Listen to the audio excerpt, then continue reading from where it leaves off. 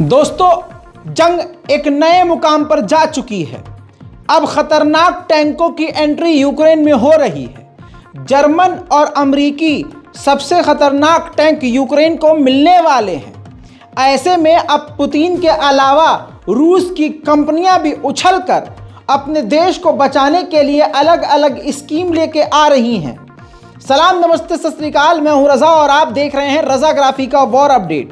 आपने बिल्कुल सही सुना। रूस की कई कंपनियों ने ऐलान किया है कि जो भी रूसी सैनिक जर्मन के लेपर्ड 2 टैंक का सामना करेगा, उसको डिस्ट्रॉय करेगा, उसको $72,000 दिए जाएंगे। जो जर्मन लेपर्ड टैंक को बर्बाद करेगा, जो भी सैनिक, और जो अमेरिकी या वेस्ट के फाइटर्स को तबाह करेगा, उस फौजी को, उस रूसी सैनिक को $2,15,000 दिए जाएंगे। दोस्तों, ये रूस की अलग जो कंपनी है, प्राइवेट कंपनियां हैं, उन्होंने मिलकर यह ऐलान किया है।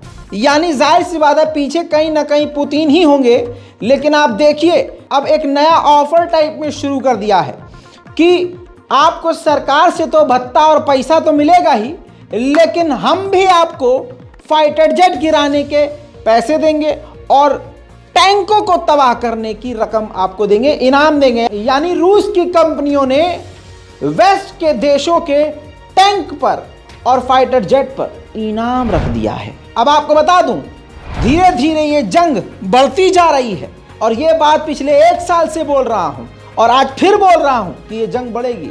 अब पोलैंड के प्राइम मिनिस्टर ने वीडियो जारी करके कहा है कि हम अपने साथी को, यूक्रेन को F-16 विमान दे सकते हैं। दोस्तों, और बुरा माहौल हो चुका है, अब इससे और तनाव बढ़ गया है। वीडियो जारी करके उन्होंने बोला है, देखिए।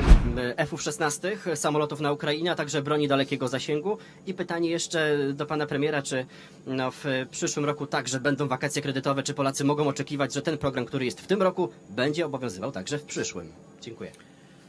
Wszelkie działania o charakterze wzmocnienia siły obronnej Ukrainy uzgadniamy z naszymi partnerami NATO.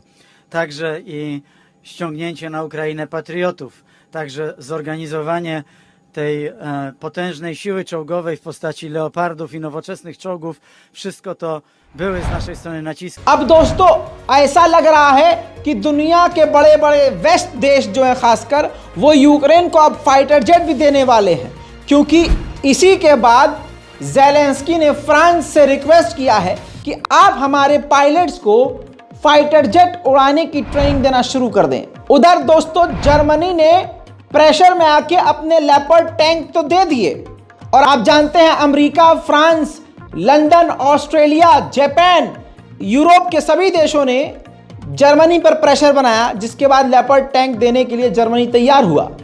और आपको मैंने बताया था कि इसके बाद ज़ेलेंस्की ने फाइटर जेट भी मांग लिए। उसके बाद जर्मनी के चांसलर ने कह दिया, ये हमारी जंग नहीं है, नेटो और रूस के बीच जंग नहीं है, टैंक तो हमने दे दिया, लेकिन हम फाइटर जेट यूक्रेन को नहीं दे सकते। हालांकि रशिया बड़े नुकसान झेल रहा है। इसी वजह रशिया ने बौखलाहट में अपने सरकारी न्यूज चैनल के जरिए धमकी दी है। वीडियो देखिए, ये वो न्यूज का सेक्शन है जिसके अंदर रूस ने धमकी दी है कि अपने न्यूक्लियर रिएक्टर से वो एक ही टॉर्पीडो से पूरे यूके को बर्बाद कर सकता है। ब्रिटेन निशाने पर है। यूके को बर्बाद होते हुए एक ही टॉर्पीडो से दिखाया गया है। इसके बाद आप समझ सकते हैं कि ये जंग ऑलरेडी बहुत फैल चुकी है। उधर दोस्तों, ब्रिटेन के पूर्व प्रधानमंत्री पीएम बोरिस जॉनसन ने बताया कि व्लादिमीर पुतिन ने मुझे फोन पर धमकाया था कि मैं तुम्हें नुकसान तो नहीं पहुंचाना चाहता, लेकिन ऐसा करने के लिए मिसाइल अटैक से सिर्फ मुझे 1 मिनट लगेगा। इसके बाद हालांकि रूस ने इसको इनकार कर दिया है कि इसमें कोई सच नहीं है, तथ्य नहीं है। उधर नेटो के चीफ ने फिर सामने आके कहा है, रशिया लगातार ईरान से और नॉर्थ कोरिया से हथियार पा रहा है। सुनिए video. Signs that President Putin and rulers in Moscow are preparing for peace. We see the opposite. We see that they are preparing for more war, that they are mobilizing more soldiers, more than 200,000, and potentially even more than that, that they are actively acquiring new weapons, more ammunition, ramping up their own production, but also acquiring more weapons from other authoritarian states like Iran and North Korea. And most of all, we have seen no sign that President Putin has changed his policy. खबर यह है कि Vladimir Putin ने मोहम्मद बिन सलमान से बात करी है OPEC को लेकर। ओपीईसी वो ग्रुप है जो पूरी दुनिया को सबसे ज्यादा तेल और गैस देता है। इस ग्रुप को लेकर खुद व्लादिमीर पुतिन ने सऊदी अरब के प्रधानमंत्री मोहम्मद बिन सलमान से फोन पर बात करी और कई तरह की बातें हुई हैं जिनकी डिटेल्ड रिपोर्ट अभी आना बाकी है। उधर रूस ने MLRS और तोप का इस्तेमाल करके यूक्रेन पर हमले किए हैं।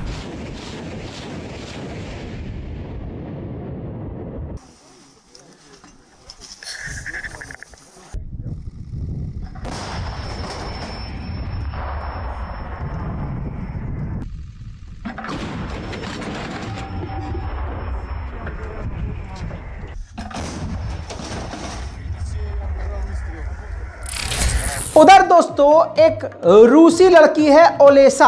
जी हां, ये वो है लड़की ओलेसा जो 19 साल की है। इसके पैर में आप जो घड़ी देख रहे हैं वो घड़ी नहीं, वो ट्रैकर है। लेकिन दूसरे पांव में आप जो मकड़ी देख रहे हैं वो मकड़ी नहीं है। ध्यान से देखेंगे तो व्लादिमीर पुतिन का मुंह है। यानी व्लादिमीर पुतिन के खिलाफ इसने सोशल मीडिया इंस्टाग्राम पर कई सारे पोस्ट किए थे और व्लादिमीर पुतिन के खिलाफ बयानबाजी करी थी। इसके बाद आपको बता दूं कि व्लादिमीर पुतिन की सरकार यानी रशिया की सरकार ने इस 19 साल की लड़की को आतंकी घोषित करके ब्लैकलिस्ट कर दिया और उसको उस लिस्ट में डाला जिसमें ISIS, दाइश, अल-कायदा ये आतंकी संगठन है। उसमें इस लड़की का नाम डालकर जेल में डाल दिया। फिलहाल इसी तरह का हाल है और इसके पैरों में ट्रैकर भी डाल दिया गया है। इनकी मां का कहना यह है कि रूस के अंदर जो भी प्रतिरोध की आवाज उठ रही है, विरोध की आवाज उठ रही है, उसको दबाने का काम रूस की सरकार ऐसे ही कर रही है। उधर BBC, बाइकॉट BBC वाला ट्रेंड आपने देखा होगा। जिस तरह से 2002 के दंगों की पोल मोदी जी की खोली है इस BBC ने, और उसके बाद डर कर मोदी जी ने जिस प्रकार से BBC की उस डॉक्यूमेंट्री को बैन कर दिया और BBC पर हमले होना शुरू हो गए, आप समझ सकते हैं हालात कितने खराब हैं। अब BBC के खिलाफ पूरी तरह से रशिया भी कूद आया और व्लादिमीर पुतिन ने जमकर भारत का साथ दे डाला और तो और कह दिया कि BBC इंफॉर्मेशन वॉर छेड़ रहा है, भारत को बदनाम किया है और भारत के प्रधानमंत्री को बदनाम किया है। अब इसमें कुछ अंधभक्तों को लग रहा है कि पुतिन कितना बढ़िया आदमी है। तो एक बात क्लियर कर दूं, इस वक्त रूस अपना फायदा देख रहा, बहती गंगा में खुद हाथ धो रहा है।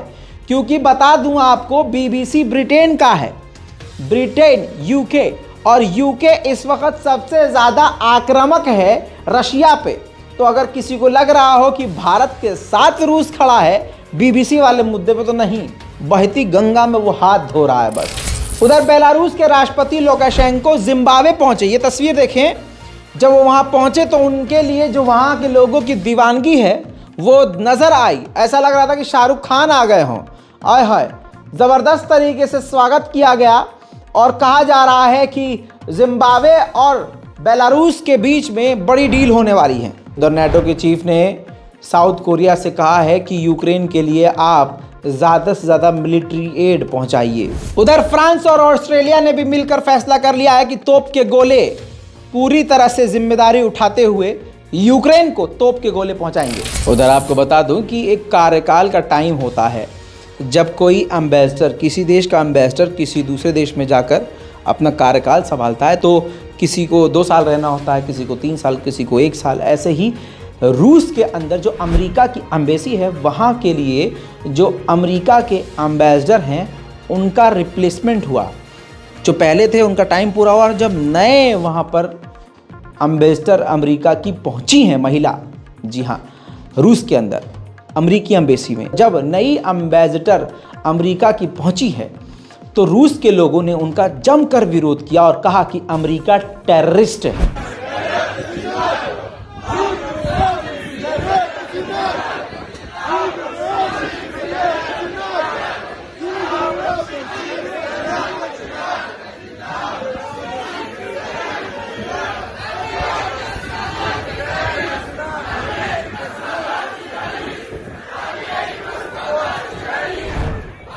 हक बात और साफ बात तो चाइना ने बोल दी है।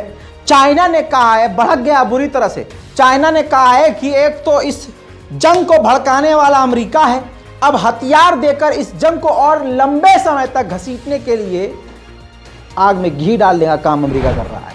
उधर रूस ने अपने एडवांस T-72 टैंक से यूक्रेन के ठिकानों को उड़ाया।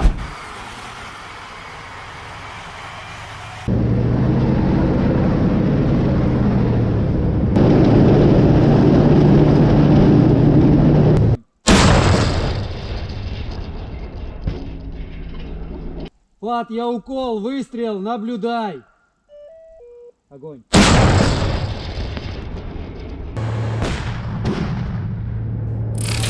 ईरान के एक अखबार में बड़ी खबर छपी।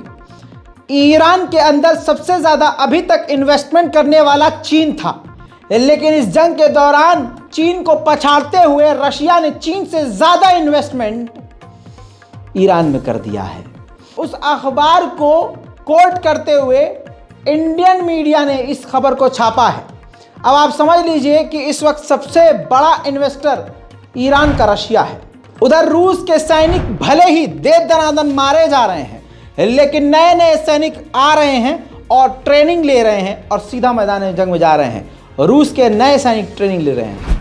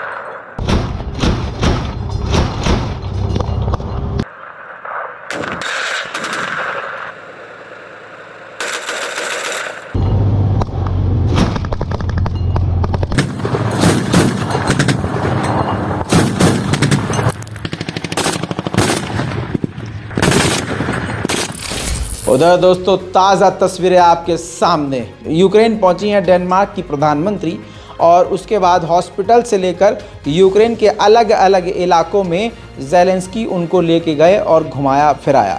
खैर काश हम ही होते ज़ेलेंस्की। पूरी दुनिया भर के जो है खूबसूरत प्रधानमंत्री, राष्ट्रपति, पता नहीं कौन कौन आया रहा है, एक हम यहाँ स्टूडियो में इस्तेसी करा रहे हैं। चलिए भैया आगे बढ़ते हैं। उधर रूस ने खार्किव के इलाके पर ऐसा हमला किया कि पूरा इलाका और एक बड़ी बिल्डिंग पूरी तरह से तबाह हो गई। कहा जा रहा है कि कई घायल हुए हैं और एक सिविलियन मारा गया है।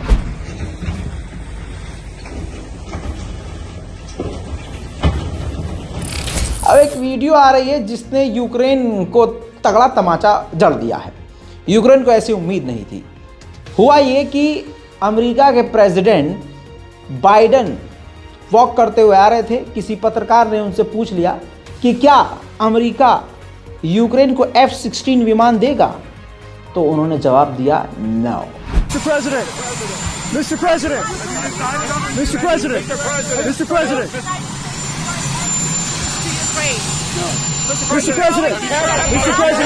मैं आपको दिखाना चाहूंगा दोस्तों, यूक्रेन का जो खार्किव का इज्यूम इलाका है, गांव है, वो पूरी तरह से रूस ने तबाह कर दिया है। दोस्तों वॉर अपडेट में आज के लिए अभी के लिए इतना ही। इस पूरी रिपोर्ट पर अपनी राय कमेंट में जरूर लीजिए, चैनल को सब्सक्राइब जरूर कीजिए और दूसरों से भी करवाइए। जय हिंद।